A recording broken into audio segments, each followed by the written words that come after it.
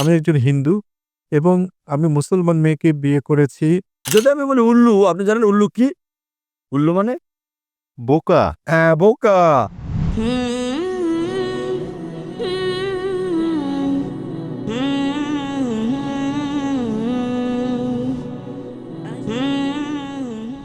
আমার নাম দীপক মিশ্রা এবং আমি আপনাকে নমস্তে বলতে চাই। আমার প্রশ্ন হচ্ছে, আসলে আমি একজন হিন্দু এবং আমি মুসলমান মেয়েকে বিয়ে করেছি ভারতে, এবং ইনশাআল্লাহ আগামী মাসে সে সৌদি আরবে আসবে। আমি তাকে বলেছিলাম আমি ডক্টর জাকির নায়েকের বক্তৃতা শুনতে যাব। তখন সে বলেছিল দয়া করে তার কাছে যাবে না, তিনি শিয়াদের বন্ধু বলে থাকেন। আসলে সে একজন শিয়া। সে বলল, না, তার কাছে যেও না। এবং আমার শাশুড়িও বললেন, না, তার কাছে যেও না, তিনি শিয়াদের বন্ধু বলবেন এবং তুমি আমাদের ছেড়ে চলে যাবে। তাই এটা হচ্ছে প্রথম সন্দেহ যা আমার মনের মধ্যে রয়েছে। এবং দ্বিতীয় বিষয়টি হচ্ছে, আমার আমার একটি সাধারণ প্রশ্ন আছে, এই অর্থে যে যদি আমরা বলি সবকিছু ঈশ্বর এবং সবকিছুই ঈশ্বরের হিন্দু ও মুসলিম ধর্মে, তাহলে কেন ঈশ্বর চান আমরা সবাই তার উপাসনা করি? কেন তিনি আমাদের সৃষ্টি করলেন? যে কোনো ধর্মে যখন আমরা সৃষ্টি নিয়ে আলোচনা করি, কেন তিনি আমাদের সৃষ্টি করলেন? কেন তিনি আমাদের উপাসনা চান? কেন তিনি তার উপাসনার জন্য আমাদের এত ত্যাগ চান? এবং কেন তিনি জীবজন্তু কিংবা অন্যদের উপাসনা করতে বলেন না? কেন কেবল মানুষকেই বলেন? ধন্যবাদ। ভাই দুটো প্রশ্ন করেছেন। প্রশ্ন করার আগে তিনি আমাকে নমস্তে বলেছেন। ভাই, আপনি নমস্তের মানেটা কি জানেন? না। লোকে বলে হাই। এই হাই শব্দের মানে আসলে কি? আমি বলি আসসালামু আলাইকুম ওয়া রাহমাতুল্লাহি ওয়া বারাকাতুহু। মানে হচ্ছে আপনার উপর আল্লাহর শান্তি, রহমত ও করুণা বর্ষিত হোক। আপনি আমাকে বলেছেন নমস্তে, আমাকে জবাব দিতে হবে, ঠিক? এবং আমি জবাব না দিলে আপনি বলবেন কি ধরনের তিনি লোক, ঠিক? এখন আমি আপনাকে জিজ্ঞেস করি নমস্তে শব্দের মানে কি? দেখুন, আমার কাছে নমস্তের মানে হচ্ছে, যেমন আমি আপনাকে হাই বলছি, যেমন আপনাকে বলছি আসসালামু আলাইকুম। তবে আপনার জন্য দয়া করে আমাকে মাফ করবেন যদি খারাপ ব্যবহার করে থাকি। যদি বলি যিনি আমাকে অপদস্থ করেছেন তিনি ভালো মানুষ, তাহলে কি বিশ্বাস করবেন? যদি আমি ওই শব্দটা জানতাম। যদি আমি বলি উল্লু, আপনি জানেন উল্লু কি? উল্লুর মানেটা হচ্ছে বাংলায় পেঁচা, ইংরেজি আউল মানে হচ্ছে জ্ঞানী ব্যক্তি, কিন্তু বাংলায় উল্লু মানে কি? উল্লু মানে বোকা। হ্যাঁ, বোকা। তাহলে তাহলে ইংরেজরা ভাববে আমি আপনার প্রশংসা করছি, আপনাকে জ্ঞানী বলছি, কিন্তু আপনি জানেন আপনাকে আমি বোকা বলছি। আপনি নমস্তের মানেটা জানি, সেজন্য এখনো জবাব দিইনি। আপনি মানেটা জানেন না, আপনি আমাকে নমস্তে বলেছেন, আমি অর্থ জানি তাই উত্তর দেইনি এখনো। নমস্তের মানে হচ্ছে সংস্কৃত ভাষার শব্দ ইদাম নামামে থেকে এটা এসেছে। মানে আমি আপনার কাছে নতজানু হই। আপনি কি আমার কাছে নতজানু হতে চান? অবশ্যই। আপনি তার কাছে নতজানু হতে পারেন যার অনেক জ্ঞান আছে। ঠিক আছে, আপনার মতে জ্ঞানী ব্যক্তির কাছে নতজানু হওয়া যায়, কিন্তু কোরআন অনুযায়ী এবং ইসলাম ও বেশিরভাগ ধর্ম অনুযায়ী আপনি সর্বশক্তিমান ঈশ্বর ছাড়া আর কারো কাছে মাথা নত করতে পারেন না। আপনি জানেন অনেক হিন্দু আমার আলোচনার শেষে তারা এসে আমার পা স্পর্শ করে। আপনি জানেন তারা কি বলে? हमने पहले बार भगवान का अवतार खुद देखा आंख से। এই জীবনে দেবতাকে সচক্ষে দেখলাম প্রথম। হিন্দুরা আমাকে বলে। তাই আমি বলি, দেখেন ভাই, আমি জানি আপনি আমাকে সম্মান করেন, আমাকে ভালোবাসেন, আমি এর প্রশংসা করি, তবে সত্য ঈশ্বর ছাড়া আর কারো কাছে মাথা নত করা হচ্ছে শিরক। এমনকি হিন্দু ধর্ম মতো আপনি ঈশ্বর ছাড়া আর কারো কাছে মাথা নত করতে পারেন না। তাই আমি তাকে সংশোধন করছি যে সম্মান ভালোবাসায় করলেও ভালোবাসা আর সম্মানের মাত্রা ছাড়ানো ঠিক নয়। যখনই মাত্রা অতিক্রম করবেন তখনই তা শিরক, ঈশ্বরের শরীক সাব্যস্ত করা। পৌরাণিক কিন্তু আমার কাছে এসে আমাকে অনেক প্রশংসা করেছে, তারা আমাকে ঈশ্বরের কাছাকাছি নিয়ে গেছে। আমি বলি আমি দেবতা নই, আপনারা কেবল সর্বশক্তিমান ঈশ্বরের কাছে মাথা নত করতে পারেন। আমি বলি জ্ঞান হলো ঈশ্বরের দান, এটা ঈশ্বরের দান। তাই যখন আপনারা আমাকে দেখেন তখন বলতে পারেন মাশাআল্লাহ। মাশাআল্লাহ মানে আল্লাহর যেমন ইচ্ছা, মানে আমার চেষ্টা সর্বশক্তিমান ঈশ্বরের ইচ্ছার কারণে, অন্যথায় আমি ততটা ছিলাম। সেজন্যই নমস্তে ইসলামের বিপক্ষে আর প্রকৃতপক্ষে হিন্দু ধর্মগ্রন্থেরও বিপক্ষে। যদিও কিছু পণ্ডিত বলেন যে ইদাম নামামে হতে পারে প্রশংসা হোক, প্রকৃত অর্থ আমি তোমার কাছে মাথা নত করি। ইসলামে আসসালামু আলাইকুম, আপনার উপর শান্তি বর্ষিত হোক। আপনি যখন খুশি যে কোনো জায়গায় বলতে পারেন এটা। ইংরেজিতে আমরা বলি গুড মর্নিং। মুষলধারে বৃষ্টি হলেও আমাদের বলতে হবে গুড মর্নিং। লোকটা হয়তো স্ত্রীর সঙ্গে ঝগড়া চলছে, তাও কেউ হয়তো বললো গুড মর্নিং, তাকেও বলতে হবে গুড মর্নিং।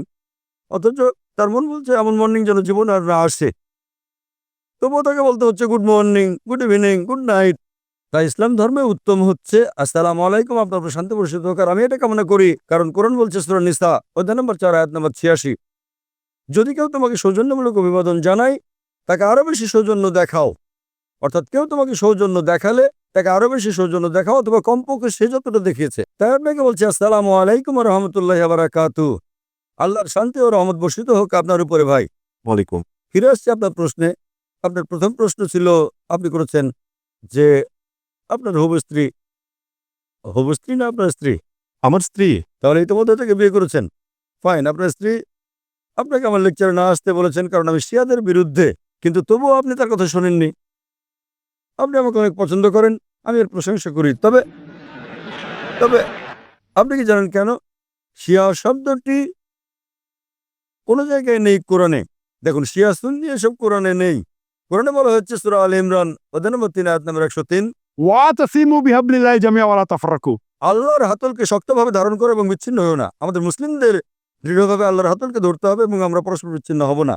এবং সর্বশক্তিমান আল্লাহ কোরআনে বলেছেন সূরা আনাম অধ্যায় নম্বর 6 আয়াত নম্বর 159 যে হে নবী, যে ইসলাম ধর্মের বিভক্তি সৃষ্টি করে তার ব্যাপারে আপনার কিছু করার নেই।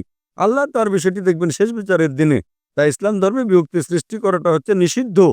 সুতরাং যে ইসলাম ধর্মে বিভক্তি সৃষ্টি করে সে কোরআন এবং সুন্নাহর বাইরে চলে গেল। আপনি আপনার স্ত্রীকে বলুন, ডক্টর জাকির নায়েক বলেছেন শিয়া সুন্নি বলে কোনো কথা নেই। কোরআনে বলা হয়েছে আতিউল্লাহ ওয়া আতিউর রাসূল। আল্লাহ এবং তার রাসূলের অনুসরণ করো। আমাদের কি করতে হবে? আমাদের মেনে চলতে হবে কোরআন এবং সহিহ হাদিস, নবী মুহাম্মদ সাল্লাল্লাহু আলাইহি সাল্লামের সহিহ হাদিস। এবং একটা লেভেলে আপনি দিতে পারেন মুসলিম। তাই আমি নিজেকে শিয়া সুন্নি বলি না, আমি নিজেকে বলি মুসলিম। তো আপনি আজ আপনার স্ত্রীকে বলুন আমি ডক্টর জাকির নায়েকের সঙ্গে সাক্ষাৎ করেছি, তিনি নিজেকে বলেছেন মুসলিম। আর আমি না সুন্নিদের বিপক্ষে না শিয়াদের বিপক্ষে, আমি বলি সবাই মুসলিম। যে নামেই তারা নিজেদেরকে বলুক না কেন, আল্লাহ এবং রাসূলের দিকে ফিরে আসুন। যখন আমি জবাব দেই কিছু কিছু মুসলিম হয়তো তারা কোরআন এবং সুন্নাহ বিরোধী কিছু মেনে চলেন, তারা বিরক্ত হতে পারেন। তাই আপনার স্ত্রীকে জিজ্ঞেস করুন, তুমি কি কোরআন সুন্নাহ বিরোধী কিছু মেনে চলো? যদি না চলো তো ডক্টর জাকির নায়েককে ভয় পাও কেন? যদি তাই হয়, হ্যাঁ, তাহলে সংশোধন হতে হবে এবং কোরআন সুন্নাহর পথে আসতে হবে। জাকির নায়েক যা বলে তা মানতে হবে না। জাকির নায়েক ইসলামে জিরো। আতিউল্লাহ ওয়া আতিউর রাসূল। আল্লাহ এবং তার রাসূলের পথ অনুসরণ করো। তাই আপনার স্ত্রীকে বলুন, তিনি কোরআন এবং সহিহ হাদিসের বিপরীতে যদি কিছু অনুসরণ করে থাকেন তাহলে তাকে সংশোধন করতে হবে, তার নিজেকে মুসলিম পরিচয় দেওয়া উচিত, কারণ শিয়ার কথাটা কোরআনে কোথাও উল্লেখ নেই।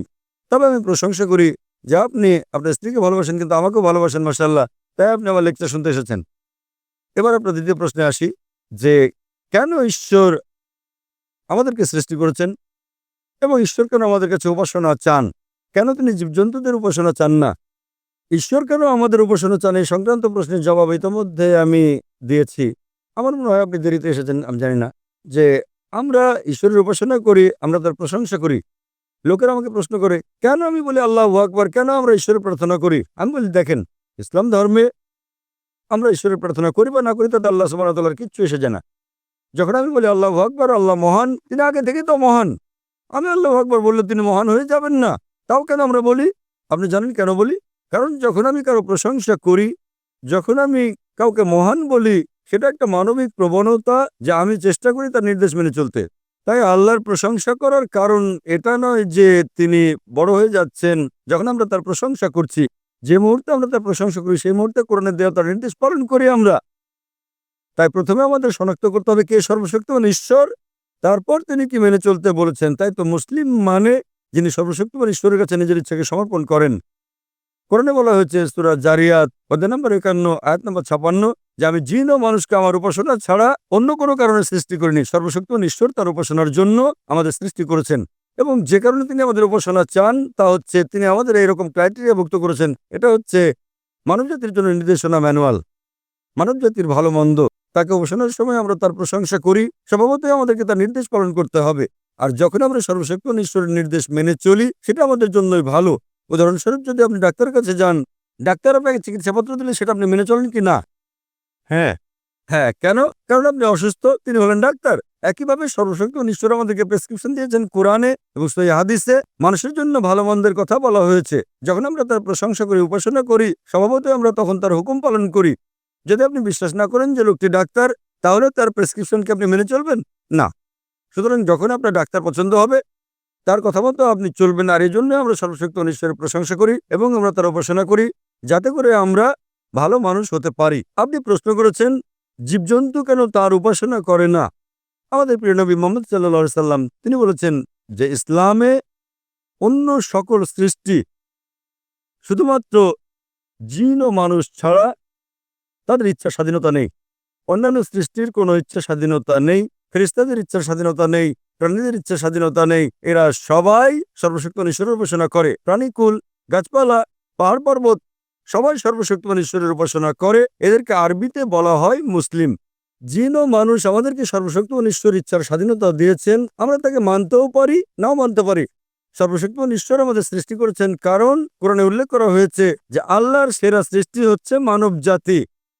এছাড়া আমাদের আকৃতি, আমাদের দেহ, আমাদের বুদ্ধি, তিনি আমাদের ইচ্ছার স্বাধীনতা দিয়েছেন। আমরা তাকে মানতে পারি, নাও মানতে পারি। আমাদের ইচ্ছার স্বাধীনতা দেওয়ার পর তিনি যাচাই করে দেখতে চান যে আমরা তাকে মানি কি মানি না। অন্য সব সৃষ্টি যেমন প্রাণী, গাছপালা, তাদের ইচ্ছার স্বাধীনতা নেই, তাই এটা বড় কিছু না যে তারা সর্বশক্তিমান ঈশ্বরের উপাসনা করে, ভালো, আলহামদুলিল্লাহ। কিন্তু মানুষকে ইচ্ছার স্বাধীনতা দেওয়ার পর, যেমন বলা হয়েছে কোরআনে সূরা মুলক অধ্যায় 67 আয়াত নম্বর 2, अल्लज़ी खलकल मौत वल हयाता। তিনি আল্লাহ যিনি সৃষ্টি করেছেন মৃত্যু ও জীবন কারা কাজে ভালো তা পরীক্ষা করার জন্য। সুতরাং এই জীবন পরকালের জন্য একটা পরীক্ষা। আমাদের স্বাধীন ইচ্ছা দেওয়া হয়েছে, আমরা তার উপাসনা করতে পারি, নাও করতে পারি। যদি উপাসনা করেন তাহলে আপনি ঈশ্বরের হুকুম মেনে চলছেন। আপনি মদ খেতে পারেন, নাও খেতে পারেন। যদি আপনি মদ না খান তাহলে ঈশ্বরের হুকুম মানলেন। তাহলে এইভাবে সর্বশক্তিমান ঈশ্বর আপনাকে করণীয় বর্জনীয় ঠিক করে দিয়েছেন, খুব অল্প সংখ্যক। আর অবশিষ্ট সবকিছু আপনার ইচ্ছাধীন। তাই এইসব করণীয় বর্জনীয় বিষয়ের প্রতি যত্নবান হলে আপনি হুকুম মেনে চললেন, তার উপাসনা করলেন এবং আপনি পরীক্ষায় উত্তীর্ণ হবেন। এই জীবন পরকালের জন্য একটা পরীক্ষা। আশা করি উত্তরটা পেয়েছেন ভাই।